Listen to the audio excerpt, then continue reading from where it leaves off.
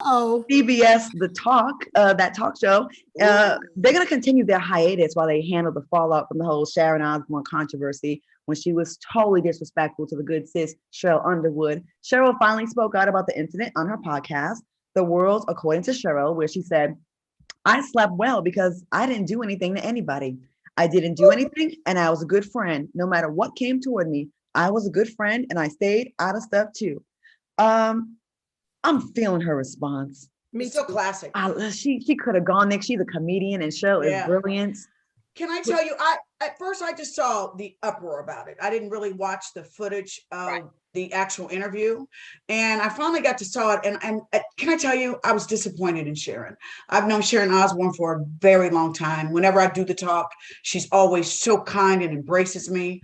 And to see that side of her, which she has now later said that she felt blindsided, but and to see her go, "And don't you try to cry." That comment right there, regardless of if you feel blindsided or whatever it is, you guys have been working together for a long time. And, certain subject matters, and I'll be really quick, Lisa Ray, you've got to know it's going to trigger something. And to tell someone that they're not entitled to their feelings, or that their feelings right now are manufactured and fake, was the most insulting thing to me about the whole ordeal. Oh. Okay, because I too only saw the clip, so I don't want to speak out of turn. Okay. The part that I did see is when she said, "Don't cry now," and I felt like what she meant in that moment was, "No, don't cry now, because let's get to the bottom of you. Open up these can of worms. Let's talk about it." That's what I felt. No. She turned and looked at her, and there's a way how you say shit stuff. But she was like, "I should be crying." No. The way she spoke, it was filled with venom. It wasn't like, "Hey, don't cry, let's talk." Right. It was, "And don't you it was like, when your mama like, "Oh, now you're gonna try to cry because I'm gonna whoop you." No. It was the way it came out. I've never on that show heard Sharon Osbourne speak in that tone. That's what Cheryl said. She started her whole thing up saying, well, sometimes, we be around, white people. Let's just keep it all the way live. And sometimes they're racism shows.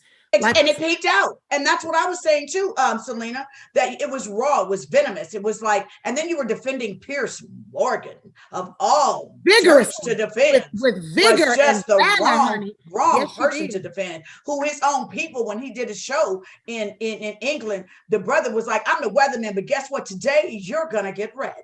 Okay? And he did, and he walked off the set like a coward. You've been brashing people, but you can't take it. That now you want to walk out, especially, a black man from London checks you about, "Listen, you can't do this and not take it back. You want to dish out. And now when we check you on the reason why it's happening to you, you walk away." So I think that's what is enraged people even more, was the fact that she was defending Pierce Morgan so venomously towards Cheryl, who she's been working with Cheryl for 5 to 8 seasons on the show. Mm-hmm. How do you just flip?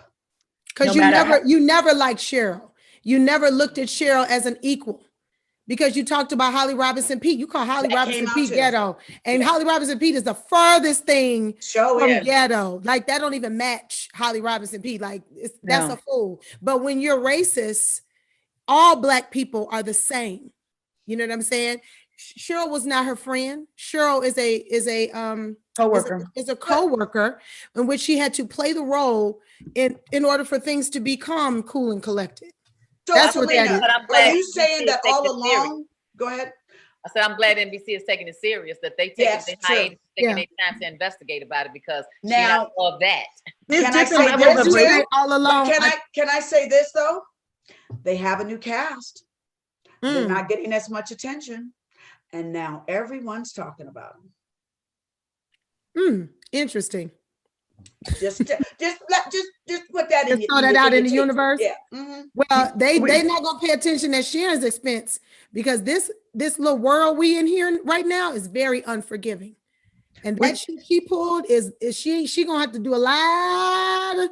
She gonna have to do a lot of work, girl. You're gonna have to read a lot of Marcus Garvey. You're gonna have to read a lot of Martin Luther King Jr. You're gonna have to march. You're gonna have to do a bunch of stuff to get you back in good graces with the good Black Lives Matter. Martin Luther King, didn't Justin Bieber album come out and he had Martin Luther King speech, and everybody gave him shit about it.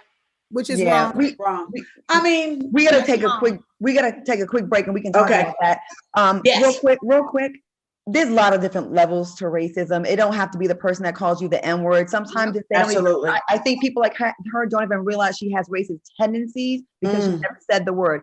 It's just it shows up in how you treat someone that's Black, how you speak to someone Black, how you point at someone in your tone. That's a different level. That's where the one that seems like your friend, and they may very well think they're your friend, but they're in the back of their mind, they still think they're a little bit better than you. And I think that's what Sharon Osbourne did.